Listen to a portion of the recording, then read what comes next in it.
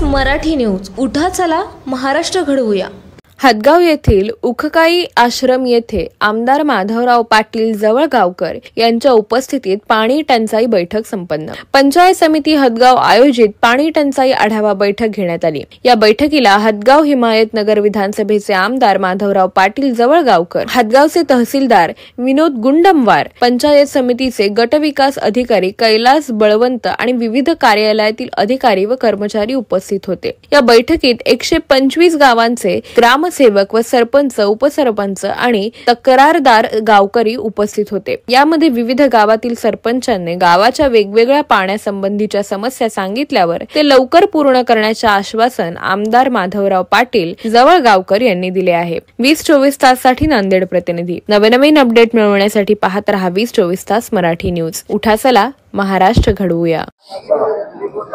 आज हदगाव तालुक्याची पाणी टंचाईच्या संदर्भामध्ये तहसीलदार साहेब, बीडीओ साहेब माझ्या उपस्थितीमध्ये या ठिकाणी आज आम्ही आढावा बैठक घेतली.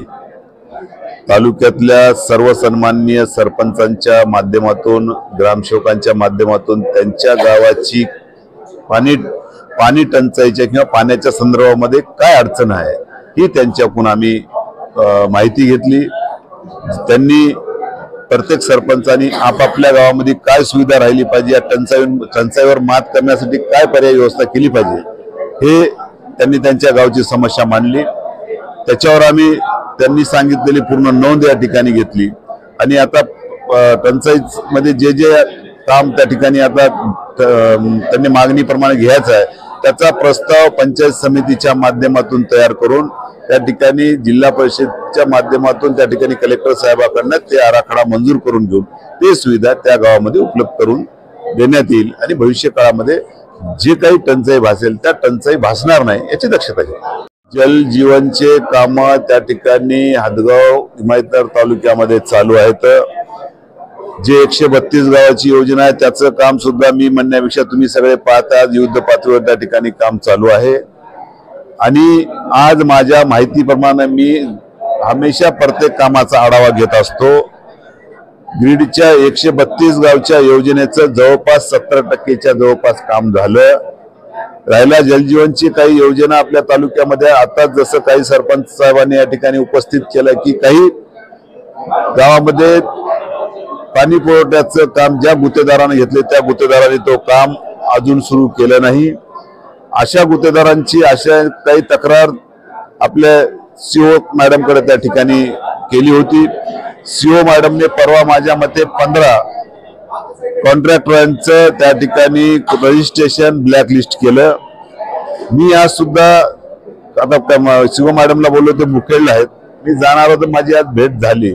मी सुद्धा त्या ठिकाणी सांगणार आपल्या मतदारसंघामध्ये काही एका कॉन्ट्रॅक्टरनी 5-25 गावाचं ग्रुप टेंडर मध्ये काम घेतलेलं आहे, त्यापैकी 2-4 गावाचं सोडलं तर कुठंच काम चालू नाही.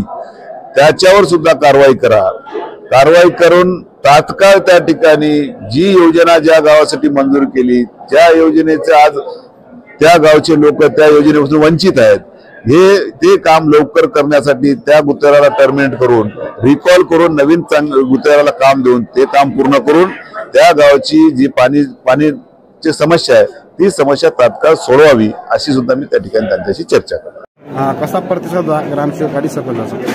आम्ही परवा माननीय आमदार साहेबांनी सांगितल्याप्रमाणे आज आम्ही त्या अनुषंगाने तालुक्यातील सर्व सरपंच तसेच ग्रामसेवक आणि चोडी तालुक्या लेवलचे 100% यांची उपस्थिती झालेली होती आणि चांगल्या पद्धतीनं आजची बैठक माननीय आमदार साहेबांच्या अध्यक्षतेखाली संपन्न झाली.